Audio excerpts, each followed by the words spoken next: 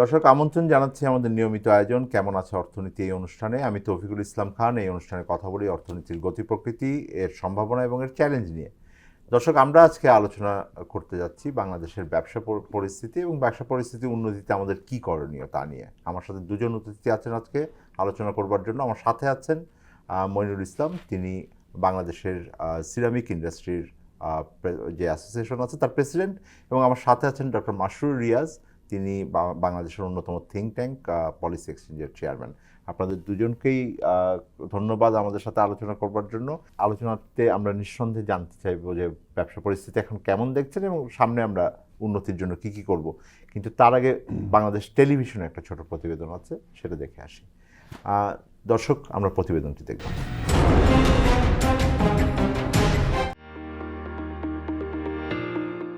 গত 15 বছরে আর্থিক খাতে যে দুর্নীতি হয়েছে তা অকল্পনীয়। সমাজের রন্ধে রন্ধে ছড়িয়ে পড়েছে দুর্নীতি। ব্যাংক থেকে আমানতের টাকা নিয়ে চলে যাওয়ার দৃষ্টান্ত বাংলাদেশে বিরল। পাশাপাশি দেশে কয়েক বছর ধরে বিনিয়োগ পরিস্থিতি ভালো নেই। বিশেষ করে জিডিপির তুলনায় বেসরকারি ও বিদেশি বিনিয়োগ কম। এ পরিস্থিতি উত্তরণে বিদ্যমান বাণিজ্য ও বিনিয়োগ নীতি সংশোধন জরুরি বলে মনে করেন অর্থনীতিবিদগণ।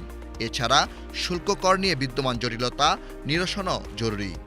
অর্থনীতিবিদদের মতে মূল্যস্ফীতি নিয়ন্ত্রণে শুধু সংকোচনমূলক মুদ্রানীতি যথেষ্ট নয়। পণ্য সরবরাহ ব্যবস্থায় চাঁদাবাজি বন্ধসহ বাজার ব্যবস্থাপনায় কঠোর নজরদারি নিশ্চিত করতে হবে। দীর্ঘদিন আমরা বলছি যে সিন্ডিকেট ভাঙতে হবে। আমাদের এই যে রাস্তায় আসার পথে ঢাকার বাইরে থেকে বলেন বা শহরের বাইরে থেকে যেই আমাদের শাকসবজি থেকে শুরু করে যেই দ্রব্যগুলো, নিত্য প্রয়োজনীয় দ্রব্য যেগুলো শহরে আসে, আমরা দেখি যে প্রচুর চাঁদাবাজি হয়। সুতরাং চাঁদাবাজি বন্ধ করতে হবে। আমাদের যে মধ্যস্বত্বভোগীরা আছেন, এই মধ্যস্বত্বভোগী যারা আছেন, যারা চাঁদাবাজির সাথে জড়িত, এদেরকে চিহ্নিত করতে হবে এবং এটা বন্ধ করতে হবে। আসলে সুশাসনের কোনো বিকল্প নাই।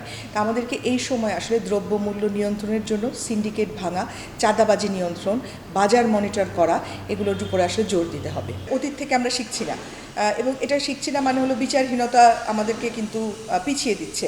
তো যখন যদি আমরা সেটাকে সঠিকভাবে তদন্তের যে রিপোর্ট আছে সে অনুযায়ী যদি আমরা পদক্ষেপ নিতাম, তাহলে এটা দ্বিতীয়বার ঘটতো না। তো এখন যদি আমরা সেই আবারও না পদক্ষেপ নিতে পারি, তাহলে এটা আবার ঘটবে। তো সুতরাং এই বিচারহীনতার যে আমাদের একটা কালচার তৈরি হয়েছে, এখান থেকে বের হয়ে আসতে হবে। ব্যবসায়ীদের মতে কেবল কর সংগ্রহ নয়, রাজস্ব বোর্ডের উচিত বিনিয়োগ ও কর্মসংস্থান বৃদ্ধির দিকেও মনোযোগ দেওয়া। বাংলাদেশে ঋণের সুদহার একক সংখ্যায় আনার পাশাপাশি বন্ডেড ওয়্যারহাউস লাইসেন্সের বাইরে গিয়েও সব খাতের জন্য কাঁচামাল আমদানিতে শুল্কমুক্ত সুবিধা প্রয়োজন। তাদের মতে মূল্যস্ফীতি নিয়ন্ত্রণে সুদহার কমিয়ে আনার পাশাপাশি সরকারি ব্যয় কমানো, বাজার ব্যবস্থাপনার উন্নয়ন এবং চাঁদাবাজি রোধে আইনশৃঙ্খলা বাহিনীর নজরদারি বাড়াতে হবে। ব্যবসায়ীদের মতে অর্থনৈতিক অঞ্চলে আইনশৃঙ্খলা পরিস্থিতির উন্নয়নের পাশাপাশি উদ্যোক্তাদের নিরাপত্তা নিশ্চিত করতে হবে।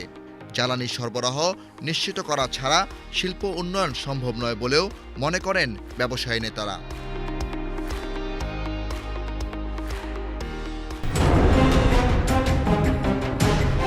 দর্শক, আপনার প্রতিবেদনটি দেখলেন। আমরা আলোচনা শুরু করছি। ডক্টর মাসরুর রিয়াজ, আপনার থেকেই আলোচনা শুনি। অর্থনীতিবিদ আগে বলুক যে ব্যবসা পরিস্থিতির বর্তমান অবস্থা কি, অর্থনীতির সার্বিক পরিস্থিতির সাথে আমরা এখন কোথায় আছি ব্যবসার ক্ষেত্রে, এবং এটার উন্নতির জন্য আমাদের সামনে কি দরকার হবে, তারপর হয়তো আমরা সেই আলোচনায় যাব।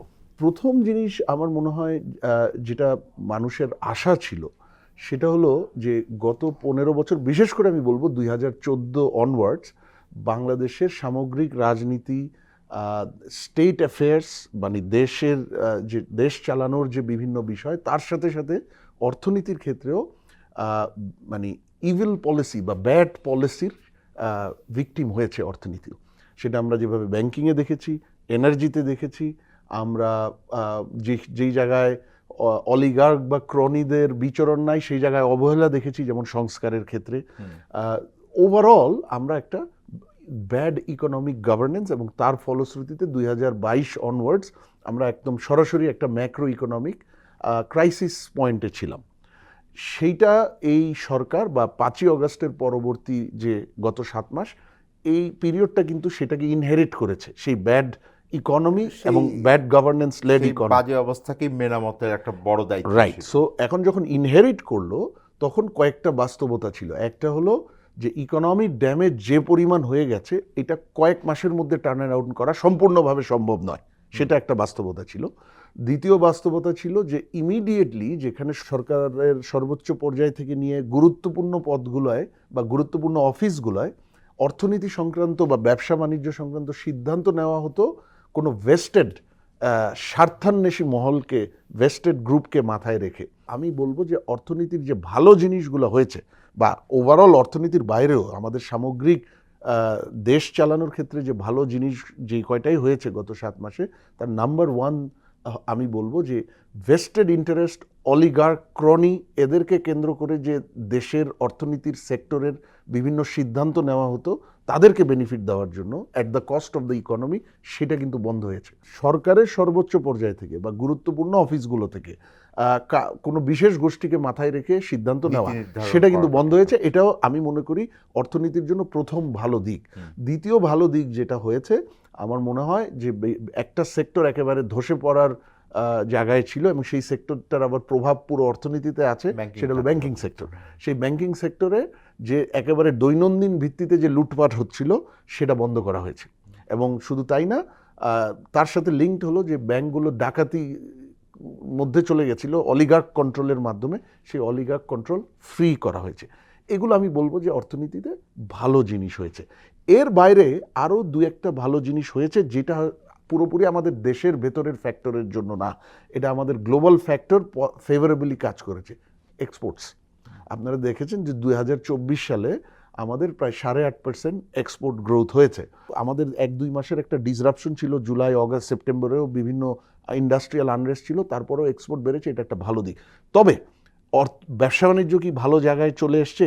নিঃসন্দেহে এখন পর্যন্ত আসেনি। এই বাস্তবায়ন এখন একেবারে পুরোপুরি ভালো হয়ে যাবে 7 মাসে, এটাও আমরা আশা করিনি। কিন্তু যথাযথ কি উদ্যোগগুলা সময় মতো নেওয়া হচ্ছে, সেই জায়গায় বোধহয় আমি অনেক ফ্রাস্ট্রেশন দেখতে পাচ্ছি। আচ্ছা, আমি সেই জায়গাটা শুনবো, কিন্তু আপনাকে বিশেষ করে আপনি নিজে একটা গবেষণার সাথে থাকেন, আপনি বলেন যে ম্যানেজার পারচেজিং ম্যানেজার্স ইন্ডেক্স, এটা অর্থনীতির ভাইব্রেন্সটা শো করে। ভাইব্রেন্সটা শো করে। এই ভাইব্রেন্সটা কি কিছুটা ফেরত আসছে গত 2 মাসে কিছু আপওয়ার্ড ট্রেন্ড আছে নিশ্চিতভাবে। সেটা হলো এটার কারণ এটা হয় কি, পারচেজিং ম্যানেজার্স ইন্ডেক্স, পিএমআই, এটা পৃথিবী জুড়েই অর্থনীতির মোস্ট ফ্রিকোয়েন্ট মেজার, তার ভাইব্রেন্স। এটা কিন্তু অর্থনীতি ভালো না খারাপ, কিন্তু অর্থনীতি ক্রাইসিসে না ক্রাইসিসে না, ঠিকঠাক এটা কিন্তু সেটা দেখায় না।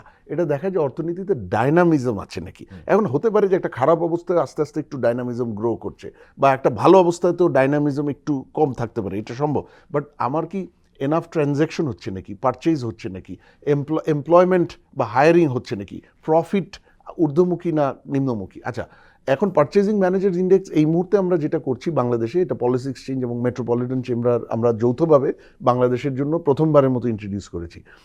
সেখানে 4টা ইকোনমিক সেক্টরের উপর দেখা হয়, বিজনেস সেক্টর না, economic sector. Manufacturing, agree business, একটা সার্ভিসেস, আর 4 নম্বর হলো লার্জার কনস্ট্রাকশন ইন্ডাস্ট্রি, মানে আলাদা করে স্টিল বা সিমেন্ট না। আমরা হয়তো সামনে স্পেসিফিক বিজনেস সেক্টরেও এটা এক্সটেন্ড করব, সেটা আলাদা ইন্ডেক্স হবে, বাট পিএমআইয়ের উপর। সেই জায়গায় আপনার নভেম্বর পর্যন্ত কন্টিনিউয়াস ড্রপ ছিল ইকোনমিক ডাইনামিজমে। ডিসেম্বর এবং জানুয়ারিতে একটু আপওয়ার্ড ট্রেন্ড আছে। সেটা আমরা বলেছি, পিএমআইয়ের যে রিলিজ হয়, তো সেক্ষেত্রে আমরা বলেছি এটার মেইন আপওয়ার্ড ট্রিকটা দুটা জায়গায় আমরা দেখেছি। কনস্ট্রাকশনের ক্ষেত্রে যে নতুন প্রজেক্ট হয় পাবলিক এবং প্রাইভেট, যদিও পাবলিক সেক্টরে একটু কমে আসছে অনেকটাই, কিন্তু এইটার কিন্তু একটা বড় পারচেজ শীতকালের সময় হয়, কারণ শীতকালেই ফাউন্ডেশনগুলো দিতে হয়। সুতরাং নতুন প্রজেক্ট যেগুলো ধরা হয় ওটার একটা সিজনাল আপটিক আছে এই নভেম্বর, ডিসেম্বর, জানুয়ারিতে। তো কনস্ট্রাকশনে আমরা একটা আপটিক দেখছি, আরেকটা আমরা আপটিক দেখছি হলো ম্যানুফ্যাকচারিং এর ছোট্ট, এবং সেটাই কিন্তু ওই এক্সপোর্টের যে গ্রোথটা হয়েছে খুব সম্ভবত সেটার কারণে। অবভিয়াসলি ইকোনমি বা ব্যবসা বাণিজ্য সম্পূর্ণ ভালো হয়ে যাবে এই 7 মাসের মধ্যে কেউ আশা করেনি, এটা সময় লাগবে। কিন্তু যে পরিমাণ উদ্যোগ নেওয়া যেত সেই পরিমাণ উদ্যোগ বোধহয় নেওয়া হয়নি। একটা চাঞ্চল্য কি বা কিছুটা ঘুরে দাঁড়ানোর পরিস্থিতি, যেটা অর্থনীতির সাথে যুক্ত হয়েই একটা আশঙ্কার ভিতরে ছিল যে অর্থনীতি কোন দিকে যাচ্ছে, ব্যবসা পরিস্থিতি থেকে এখন একটা ইতিবাচক পরিবর্তন এসছে, আপনি মনে করেন? অর্থনীতি একটা ধ্বংসস্তূপের উপরে অনেক দিন ধরেই ছিল, যেটা বিদেশি ওরা বলে বাবল বাস্ট হয়ে গেছে। এখন আসলে আমরা বর্তমান অবস্থায় আছি। তো অর্থনীতি এখন প্রথমত আমাদের ব্যবসার ভালো করতে হলে অনেকগুলো ক্রাইটেরিয়ার উপরে ব্যবসা ভালো হয়। প্রথম হচ্ছে তারল্য, ব্যাংকের কোনো তারল্য নেই। আপনি জ্বালানির ক্ষেত্রে জানেন সেখানে জ্বালানির অনেক শর্টেজ আছে, গ্যাস সহবত বলতে গেলে নেই।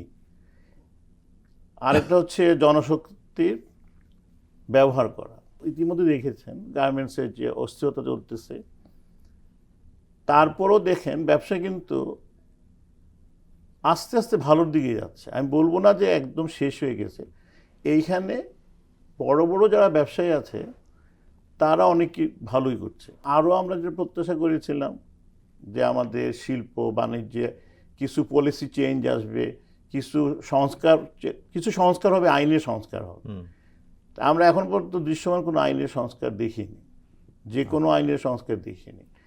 এটা যদি হয়ে আসে এই সময়ের মধ্যে, আমরা ওনারা যদি করে ফেলতে পারে সংস্কারগুলো, ভবিষ্যতে আরো ভালো হবে। একটু যদি আপনি বলেন যে কোন ধরনের জায়গাগুলো বিশেষভাবে আপনি সংস্কারের কথা বলেন, যদি একটু নাম ধরে বলেন, তারপর আমরা এটার বিস্তারিত আলোচনা করব। এখানে আপনি প্রথমে আমি বলবো যে শ্রম আইন যেটা আছে সেখানে একটা সংস্কার দরকার আছে।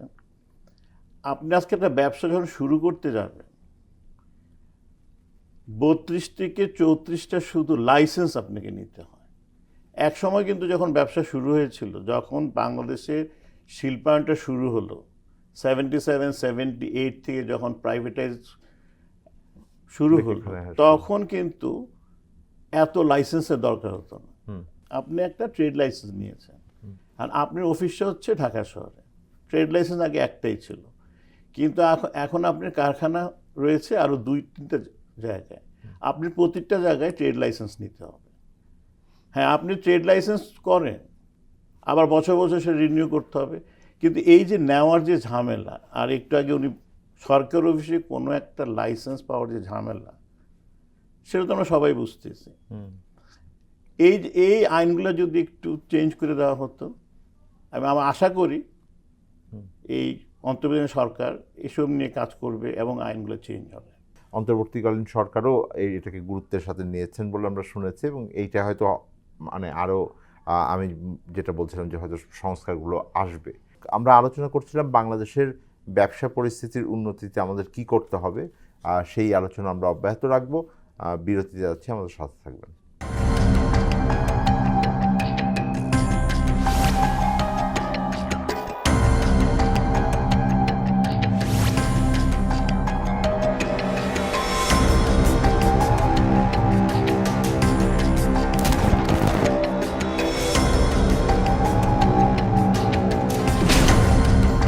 ফ্যাসিবাদের দিনলিপি, প্রযোজনা আফরোজা সুলতানা ও আল মামুন।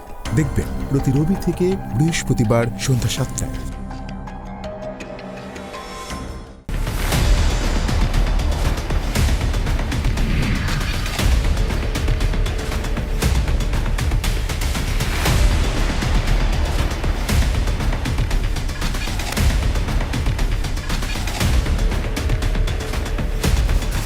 নিপীড়নের গল্প, প্রযোজনা মোহাম্মদ হাসান রিয়াদ ও গোলাম মোর্শেদ।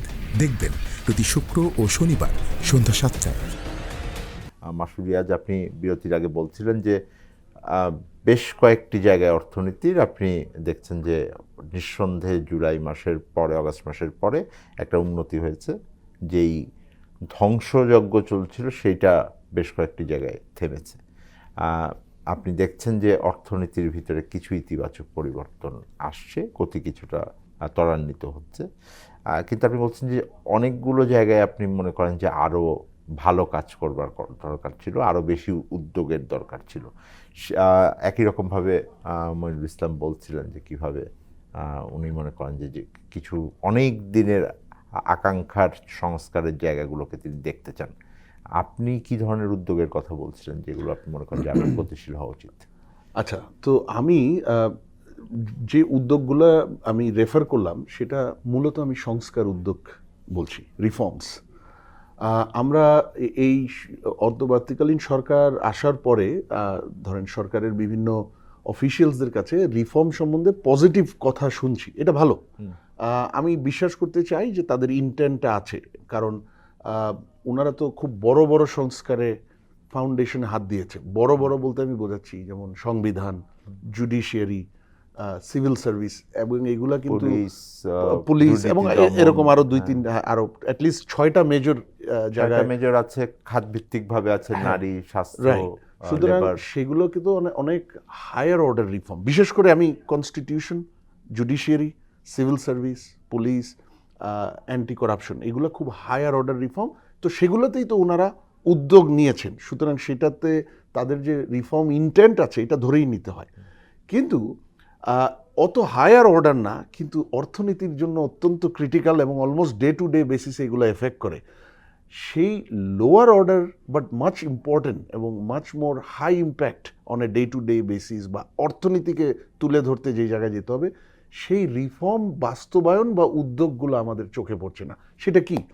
যেমন হতে পারে আমাদের রপ্তানি, আমাদের ওভারঅল বাণিজ্য, আমাদের বিনিয়োগ পরিবেশ, আমাদের স্মল অ্যান্ড মিডিয়াম এন্টারপ্রাইজ, বিশেষ করে স্মল এন্টারপ্রাইজ, ইভেন কর্মসংস্থান, যেটাকে কেন্দ্র করে কিন্তু জুলাইতে আমাদের এই ছাত্ররা, আমাদের ছোট ভাই বোনেরা রাস্তায় গিয়ে দাঁড়িয়ে গেছিল সবার আগে। আমরা কিন্তু এই জায়গাগুলায় কোনো স্পেসিফিক প্রোগ্রাম দেখছি না। এখন প্রোগ্রাম হলে বা কর্মসূচি, সেখানে রিফর্মও থাকতে পারতো, সেখানে ইমপ্রুভমেন্ট উদ্যোগ থাকতে পারতো। কথা শুনছি এখন এই জায়গায় কি ধরেন যেমন কনস্টিটিউশন বা জুডিশিয়ারি বা পুলিশ, সেখানে অনেক কমিশন করে তাও 3 মাসের মধ্যেই ওই 3টা দিয়ে দিয়েছে, 3 থেকে 4 মাস ওনারা দিয়েছে, কিন্তু অ্যানালাইজ করার বিষয় ছিল কি হবে, একটু কনসেনসাস ডেভেলপ করার বিষয়, ইনপুট ডেভেলপ করার বিষয় ছিল। আমি বিনিয়োগের ক্ষেত্রে, রপ্তানির ক্ষেত্রে, বৈদেশিক মানে ইন্টারন্যাশনাল ট্রেডের ক্ষেত্রে, স্মল বিজনেস, ম্যানুফ্যাকচারিংয়ের ক্ষেত্রে আমার কিন্তু অত লম্বা বিশ্লেষণের কোনো প্রয়োজন ছিল না। কেন বলছি? 5ই অগস্টের আগেই যেহেতু এই খাতগুলো বা এই এরিয়াগুলো আরও বেশ অনেক বছর ধরেই ভুগছে, number 1। Number 2, middle income transition, LDC graduation, এইগুলোকে কেন্দ্র করে প্রস্তুতির বিষয় আছে। এই কয়েকটা কারণে কিন্তু এই ইস্যুগুলোতে অনেক বিশ্লেষণ হয়েছে গত কয়েকটা বছরে। ডেভেলপমেন্ট পার্টনারদের থেকে ধরেন ওয়ার্ল্ড ব্যাংক করেছে, জাইকা করেছে, ব্রিটিশ ফরেন অফিস যেটা FCDO তারা করেছে, থিঙ্ক ট্যাঙ্করা করেছে, সিপিডি, পলিসি এক্সচেঞ্জ, আরও অনেকে করেছে। ইভেন বড় বড় আমাদের যে বিজনেস সেক্টর অ্যাসোসিয়েশনগুলো আছে তারা করেছে। সব সেক্টর অ্যাসোসিয়েশনে কিন্তু রাজনীতি ঢোকে নাই, সব চেম্বারে কিন্তু রাজনীতি ঢোকে নাই। Metropolitan chamber, Dhaka chamber, steel association, ceramic association, এগুলোতে কিন্তু রাজনীতি ঢোকে নাই। তাহলে তারা যে অ্যানালিসিসগুলো করেছে সেগুলো কিন্তু একটা ভিত্তি আছে, এবং সেগুলো কিন্তু দিক নির্দেশনা, কি কোথায় সমস্যা, কেন সমস্যা, কি করতে হবে, যথেষ্ট তথ্য উপাত্ত কিন্তু বিশ্লেষণের মাধ্যমে রেডি ছিল। সুতরাং এটা রোল আউট করাটা মানে আমি মনে করি 1 থেকে 1.5 মাসের মধ্যে 3 মাস, 6 মাস, 12 মাস এরকম টার্মের রিফর্ম বা ইমপ্রুভমেন্ট প্রোগ্রাম যেটাই নাম দেন, অথবা মিক্স বা উদ্যোগ, সেগুলো শুরু করে ফেলা যেত, নাম্বার 1। নাম্বার 2, এই যে জুলাই অগস্টে যে ডিসরাপশন হয়েছে, এটা দেশের ভালোর জন্য হয়েছে, এই জন্য সবাই এই ডিসরাপশনটা মানে হাসি মুখে মেনে নিয়েছে। কিন্তু যখন চেঞ্জ হয়ে গেল, ওইটাকে তো অ্যাড্রেস করার জন্য কিছু মেজার্স নিতে হবে। সেই ডিসরাপশনে কিন্তু আপনারা জানেন যে সেপ্টেম্বর, অক্টোবর, ইভেন এখনও বিভিন্ন জায়গায় বিক্ষোভ চলে, ইন্ডাস্ট্রিয়াল প্রোটেস্ট তো থেমে হয়েছেই। আরেকটা হচ্ছে তো এই যে ডিসরাপশনটা স্মল বিজনেসকে খুব বেশি এফেক্টেড করেছে, অনেক লার্জ বিজনেসকেও করেছে, কিন্তু স্মল বিজনেসের টিকে থাকার ক্ষমতা কম। লার্জ বিজনেস ডিসরাপশন অ্যাবজর্ব করে কয়েক মাস টিকে থাকতে পারে, তারপর আস্তে আস্তে ভালো হয়। সেই জায়গায় স্মল বিজনেসকে কেন্দ্র করে আমরা কোনো প্রোগ্রাম দেখি নেই। আমার এমপ্লয়মেন্টের 70-80% তো আমার এই স্মল বিজনেস, আপনি খেয়াল করেন। মানে আমার চোখে পড়েনি যে স্মল বিজনেস সাপোর্টের জন্য আমরা এই প্রোগ্রাম নিয়েছি। একইভাবে এমপ্লয়মেন্টও তো ক্ষতিগ্রস্ত হয়েছে, কারণ এমপ্লয়মেন্ট তো ম্যাক্রো ইকোনমি যেহেতু খারাপের দিকে 2022 সাল থেকে, আর ধরেন জুলাই অগাস্টের পরে থেমে ডিসরাপশন হয়েছে, সেখানে কিন্তু এমপ্লয়মেন্ট গ্রোথ আপনি 2023-এ 12 বছরের মধ্যে লোয়েস্ট এমপ্লয়মেন্ট গ্রোথ হয়েছে। এটার কারণ হলো আগের রেজিমে মানে কোনো ধরনের নজরই দেওয়া হয় না, উল্টা অর্থনীতিকে মইনুল ভাই যেটা বলেছেন রাইটলি ধ্বংসস্তূপে পরিণত।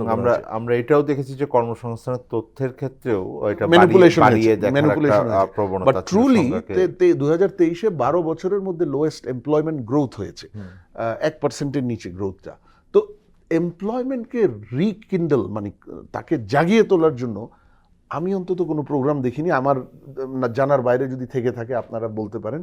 আরেকটা জায়গায় আসি, কিছু মানে বাইন্ডিং বা এক্সিস্টেন্সিয়াল থ্রেট তৈরি হয়েছিল অর্থনীতিতে। এর মধ্যে একটা হলো জ্বালানি, গ্যাস এবং বিদ্যুতের।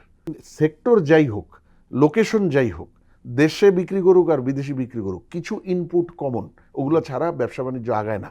এর মধ্যে জ্বালানি অন্যতম। এখন এই জ্বালানির ক্রাইসিস কিন্তু আরো 1 বছর আগেই বেশ সংকটময় রূপ নিয়েছিল। Ceramic sector, steel, cement, in fact মানে আগেও তো ছিল, 22 সাল থেকে এটা একদম প্রকট হয়েছে।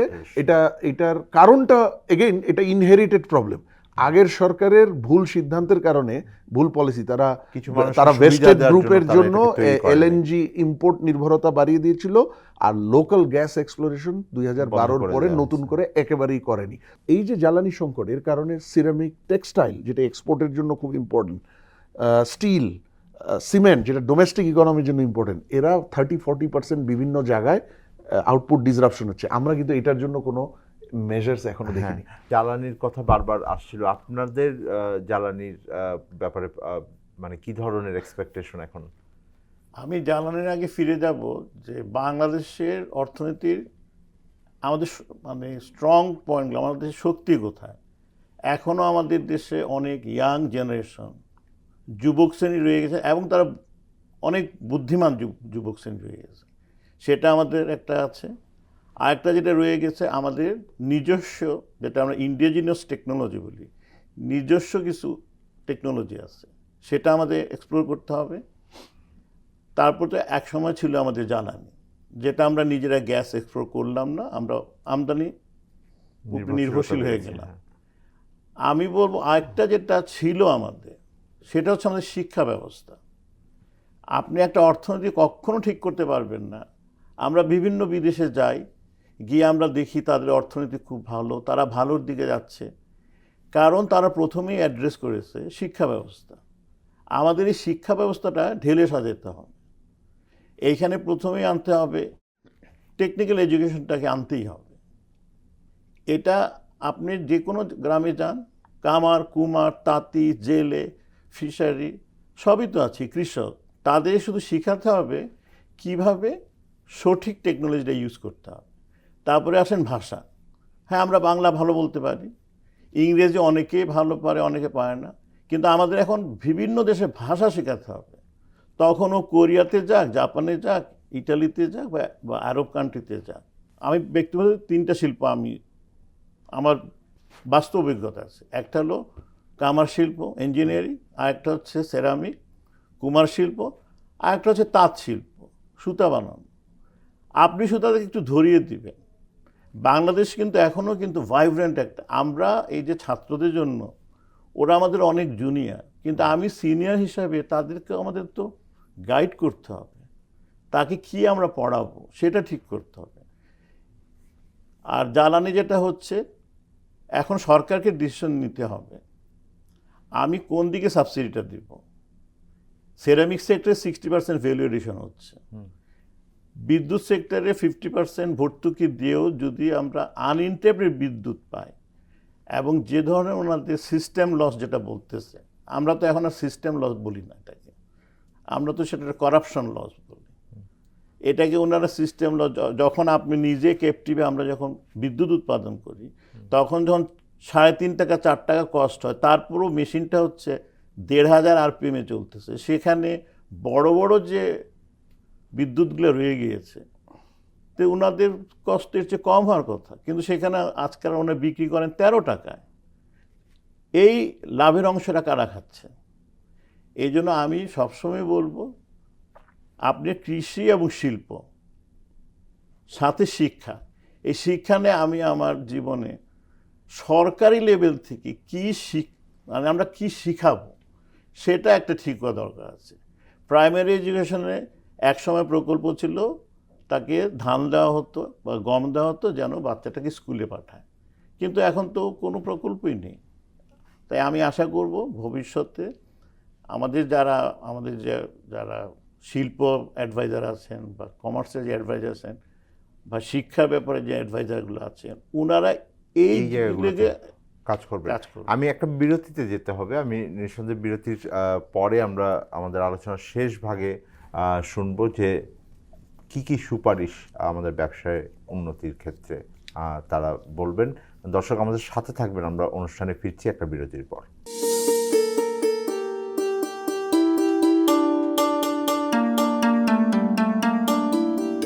আরে জামাই আগে দাও।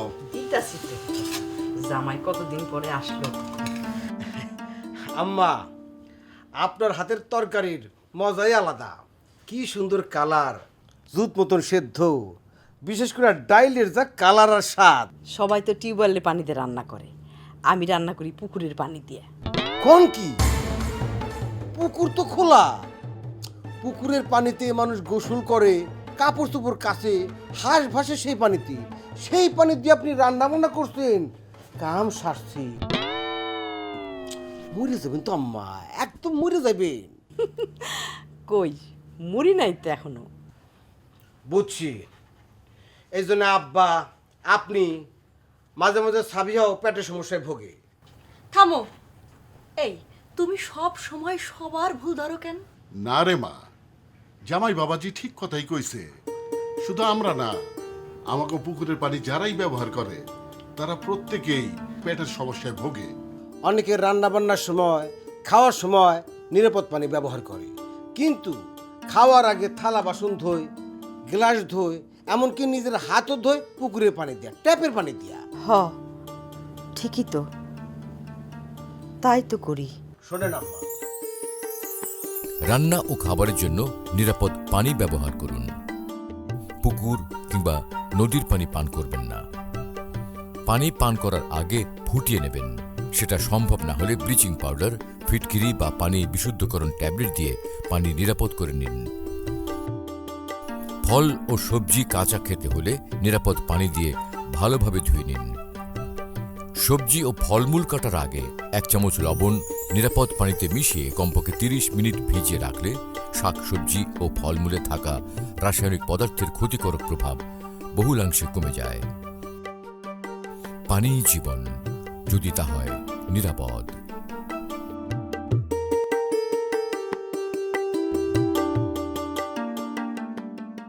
মনির, বিরতির আগে আপনি 3টি খাতের কথা বলছিলেন, যে তার মধ্যে শিক্ষা এবং আমাদের জ্বালানি এবং অন্যান্য বিষয়। একটা বিষয় আমাদের বড় করে চিন্তার ভিতরে থাকে আর কি, যে আমার দেশের ভেতরের এই অর্থনৈতিক বা ব্যবসায় গতি সঞ্চারের ক্ষেত্রে আমার আর কি ধরনের দ্রুত পদক্ষেপ আছে, যেইটা আমাকে সামনের দিনের যে সংস্কারের কথা আপনারা দুজনেই বলছিলেন, এইটার জন্য একটা বড় আকারে দিবে। কারণ আমরা যেটা বারবার বলেছি সেটা হলো যে অর্থনৈতিক এক ধরনের স্থিতিশীলতা, সেটার ভিতরে একটু গতি না আসলে আমার ওই বড় বড় সংস্কারের ক্ষেত্রেও এটা সহায়ক ভূমিকা পালন করতে পারবে না। আপনি যখন ক্লাসরুমে যাবেন, ঢাকা ইউনিভার্সিটি বলেন আর প্রাইমারি এডুকেশনে বলেন, আপনি কোনো সময় কিন্তু শিক্ষককে প্রশ্ন করতে পারবেন না। প্রশ্ন করলে হয় শিক্ষক বিব্রত হবে অথবা আপনাকে বিব্রত হতে হবে। এই যে গত 7 মাস আমি তো দেখিনি, আমাদের অ্যাসোসিয়েশন তো দূরে থাক, আমাদের খুব ক্ষুদ্র অ্যাসোসিয়েশন, কেউ কিন্তু আমাদের ডাকেনি যে সংস্কার যে করব সেটা নিয়ে আমরা কি চিন্তা করছি, আমাদের সাথে সুপারিশটা কি হবে। আমি তো মানে বাণিজ্য এবং শিল্পে আজ পর্যন্ত বরং আমরা যখন নিজের উদ্যোগে গিয়েছি ওনাদের সুপারিশ দেওয়ার জন্য, কিন্তু ওই যে আমাদের একটা মেন্টালি সেট হয়ে গেছে গত অনেকগুলা বছর, যা আমি সব জানি, আমি উপরের চেয়ারে বসে আছি, আমি সব জানি। আর ব্যবসায়ীকে সবসময় বলা হয় ওনারা কিছু জানে না, অথচ অর্থনীতির চাকাতে আমরাই তো সবচেয়ে বেশি কন্ট্রিবিউট করতেছি। এই জন্য আমি আবারও আপনার মাধ্যমে ওনাদের সাথে জানাইতে চাই যে আমাদের ডাকেন, আমাদের কাছ থেকে আপনি শুনে নেন। এই এখন বাজেট আসছে সামনে, অন্তর্বর্তীকালীন সরকারের প্রথম বাজেট আসবেন এবং হয়তো ধারণা করা হচ্ছে যে এর ভিতরে নির্বাচন হলে এটার কিছুটা অর্ধেকটা বাস্তবায়ন হয়তো ওনারা করবেন, অর্ধেকটা বাস্তবায়ন হয়তো পরবর্তী সরকার করবে। বাজেটকে সামনে রেখে আপনাদের কোনো সুপারিশের বিষয় আছে কিনা যেটাকে আপনি তুলে ধরতে চান? আমরা তো এই 13 তারিখে যাচ্ছি এনবিআর এর চেয়ারম্যানের সাথে আমাদের সুপারিশ নিয়ে, সেখানে প্রত্যেকটা অর্গানাইজেশনে কিন্তু যাচ্ছে। ইতিমধ্যে আমাদের এনবিআর এর চেয়ারম্যানের সাথে মিটিং হয়েছে, কিন্তু পরিবর্তন করবে কে? আমি কিন্তু আবার ফিরে যাচ্ছি, আপনি যতক্ষণ আপনি আইনটা চেঞ্জ না করবেন, গত সরকারের সময় এমন কিছু আইন হয়ে রয়ে গিয়েছে যেখানে আপনি কিছুই করতে পারবেন না, যেখানে সরকারি সিস্টেমটা, মানে আমার তো মাঝে মাঝে মনে হয় আমরা কি কোনো রাশিয়ান কান্ট্রিতে আছি না। আপনি যখন কোনো প্রোডাক্ট আনবেন সেইখানে একটা এইচএস কোড আছে, আমদানি করার ক্ষেত্রে বা রপ্তানি যে কোনো আপনি আমদানি রপ্তানিতে একটা এইচএস কোড আছে। এটার বইটা এত সুবিশাল এবং এটা এত একটা টেকনিক্যাল ফিল্ড, আপনি এইখানে একটু ভুল করেন আপনাকে হেভিলি প্যানালাইজ করা হবে। এই জন্য আমরা বাজেটে আমাদের প্রস্তাব নিয়ে যাব, এভাবে প্রত্যেকটা অ্যাসোসিয়েশনের প্রস্তাব নিয়ে যাব। কিন্তু আমার যেটা ব্যক্তিগত ধারণা, যারা টেবিলের ওপাশে বসে আছে ওনারা তো ইনহেরিট করে এসেছে বিগত সরকারগুলোর সময় যে ওনাদের মেন্টালিটি ছিল, মানসিকতা, কর্মপদ্ধতি। আমি কোনো চেঞ্জ আশা করছি না। আমাদের আগে সবসময় বলা হতো WTO আপনাদের ডিউটি কমাতে বাড়াতে দিবেন না, অনেক কিছু আপনি ইম্পোর্ট দরকার নেই, বাংলাদেশ অনেক কিছুই বাড়াতে পারে, কিন্তু আপনি বাজারে গিয়ে দেখবেন প্রচুর জিনিস চলে আসছে আমাদের কষ্টার্জিত ডলারগুলো দিয়ে, অনেক অপ্রয়োজনীয় জিনিস ইম্পোর্ট হয়। তো সেখানে যদি আমরা বলি যে ট্যারিফ বাড়াতে হবে, WTO অবজেকশন দেবে। তারপরে আপনি আসেন, আপনি যখন গিয়ে বলবেন যে হিউম্যান রাইটস নিয়ে যদি কথাবার্তা বলেন, বাংলাদেশকে শ্রমিককে কখনো জোর করে কাজ আদায় করা যায়নি। অতএব যে হিউম্যান রাইট বলে আপনি যদি বলেন যে শ্রমিক ফ্যাক্টরিতে শিশুশ্রম ইউজ হচ্ছে না, কিন্তু আপনি গিয়ে দেখেন এই শিশুরা অন্য জায়গায় কী করছে। এই জন্য আমি মনে করি যে আমাদের অন্তর্বর্তী সরকার আরও বেশি প্র্যাগমেটিক হবে, আমাদের সাথে আরও বেশি ওনারা আলোচনা করবে। ডক্টর মাসুদ রিয়াজ, আপনার কাছেই শেষ প্রশ্ন করব, কারণ আমাদের অনুষ্ঠানের প্রায় শেষ পর্যায়ে আসছে। উদ্যমের মানে আপনি বলছেন যে আকাঙ্ক্ষার ভিতরে তো সেই ধরনের কোনো ঘাটতি নাই, উদ্যমের ক্ষেত্রে আরো ইচ্ছা আছে, এটা সরাসরি তো বলেছেন, এই সেই আগ্রহেই তো অন্তর্বর্তীকালীন সরকার এসেছেন। আমার মূল যেটা আপনার ক্ষেত্রে জানার দরকার ছিল যে অর্থনৈতিক এক ধরনের নিরাপত্তা তৈরি করার ক্ষেত্রে, আইন শৃঙ্খলা পরিস্থিতি থেকে শুরু করে নীতি নির্ধারণের ক্ষেত্রে কোন জায়গাতে তারা খুব দ্রুত বিশেষ উদ্যোগ নিতে পারেন?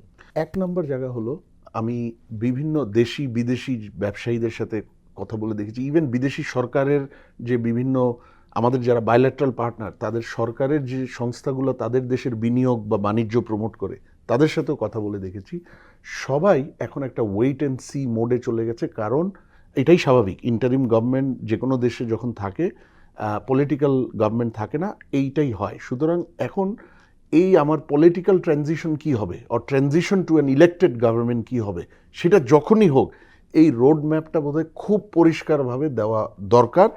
আর আমরা পরশুদিনও বা বুধবারেও দেখেছি সাউথ কোরিয়ার রাষ্ট্রদূত একটা ক্যাবের মিটিংয়ে, যে ডিপ্লোম্যাটিক করেসপন্ডেন্স অ্যাসোসিয়েশন, তাদের মিটিংয়ে গিয়ে বলেছে রাজনৈতিক সরকার আসার আগে সাউথ কোরিয়ান বা অন্যান্য বিদেশি বিনিয়োগকারীরা তারা ইতস্তত করবে বিনিয়োগ কমিটমেন্ট করার জন্য। এটাই হয়, এটা বাংলাদেশ না, যে কোনো দেশে এটাই হবে। সুতরাং সর্বপ্রথম কনফিডেন্স বিল্ডিংয়ের জন্য যেটা দরকার, যে ট্রানজিশন টু ইলেক্টেড গভর্নমেন্ট কিভাবে হবে, কখন হবে, আমরা একটা ধারণা শুনছি যে এ বছরের শেষে, আগামী বছরের কোনো এক সময়, সেটা কখনো জুন কখনো মার্চ, এইটা কিন্তু ক্ল্যারিটি দিচ্ছে না।